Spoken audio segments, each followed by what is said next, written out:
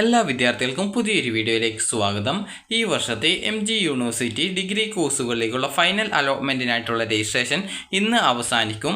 cap.mgu.ac.in/ugcap2024/ എന്നുള്ള page വഴി നിങ്ങൾക്ക് നിങ്ങളുടെ ഈ ഒരു അപേക്ഷ സമർപ്പിക്കാവുന്നതാണ്. അപ്പോൾ ആദ്യ അലോട്ട്മെൻറ്റ് പട്ടികകളിൽ ഉൾപ്പെടാത്തവരും അലോട്ട്മെൻറ്റ് ലഭിച്ച ശേഷം അഡ്മിഷൻ നേടാത്തവരും അതുപോലെ ഇതുവരെ അപേക്ഷിക്കാത്തവരും ഉൾപ്പെടെയുള്ളവർക്ക് പുതുതായിട്ട് ഓപ്ഷൻ നൽകുകയും അതുപോലെ രജിസ്ട്രേഷൻ നടത്തുകയും ചെയ്യാവുന്നതാണ്.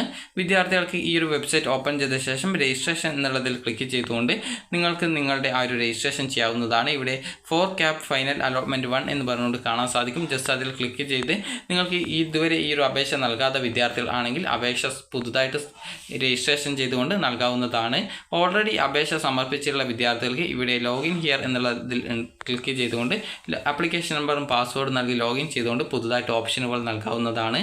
കോളേജസ് ആൻഡ് പ്രോഗ്രാംസ് എന്നുള്ളതിൽ ക്ലിക്ക് ചെയ്ത് കഴിഞ്ഞ് പ്രോഗ്രാംസിൽ ക്ലിക്ക് ചെയ്ത് കഴിഞ്ഞാൽ നിങ്ങൾക്ക് ഇവിടെ ലിസ്റ്റ് ഓഫ് പ്രോഗ്രാംസ് കൊടുത്തിട്ടുണ്ട്. ഇതിൽ നിങ്ങൾക്ക് ഓരോ കോഴ്സിലെയും വേക്കൻസി കാണാൻ സാധിക്കുന്നതാണ്.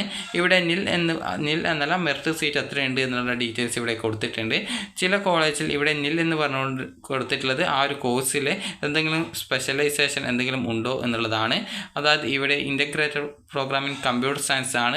അവിടെ ആ ഒരു കോഴ്സിൽ എന്തെങ്കിലും സ്പെഷ്യലൈസേഷൻ നൽകിയിട്ടുണ്ടോ എന്നുള്ളതാണ് അവിടെ നിൽ എന്ന് പറഞ്ഞ് കൊടുത്തിട്ടുള്ളത്. എന്തെങ്കിലും സ്പെഷ്യലൈസേഷൻ ഉണ്ടെങ്കിൽ അവിടെ നിൽ എന്നതിന് പകരം എന്താണ് ആ ഒരു കോഴ്സിലുള്ള സ്പെഷ്യലൈസേഷൻ എന്നുള്ളത് നൽകിയിട്ടുണ്ടാകും.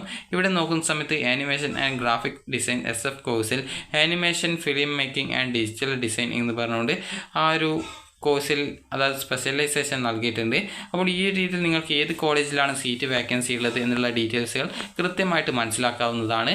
അതുപോലെ തന്നെ അത് ഗവൺമെൻറ് കോളേജാണോ എയ്ഡഡ് കോളേജാണോ എന്നുള്ളത് കൃത്യമായിട്ട് നിങ്ങൾക്ക് മനസ്സിലാക്കാൻ സാധിക്കുന്നതാണ്.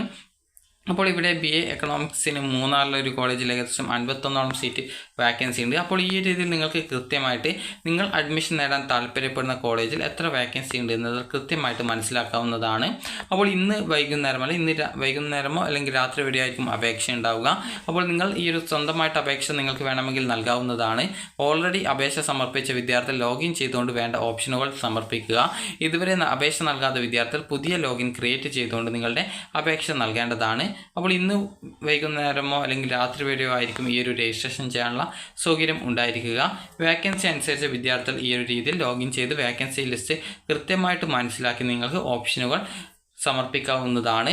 ഇതുവരെ അപേക്ഷ സമർപ്പിക്കാത്ത വിദ്യാർത്ഥികൾക്കും അതുപോലെ തന്നെ ഇതുവരെ അലോട്ട്മെൻറ്റ് കിട്ടി അഡ്മിഷൻ എടുക്കാത്തവർക്കും അതുപോലെ ആദ്യത്തെ അലോട്ട്മെൻറ്റുകളിൽ നിന്നും അലോട്ട്മെൻറ്റ് കിട്ടാതിരുന്ന വിദ്യാർത്ഥികൾക്കും അതായത് ഇതുവരെ MG യൂണിവേഴ്സിറ്റിയിൽ അഡ്മിഷൻ കിട്ടാത്ത വിദ്യാർത്ഥികൾക്കും ഈ ഒരു ഘട്ടത്തിൽ അപേക്ഷ സമർപ്പിക്കാവുന്നതാണ്.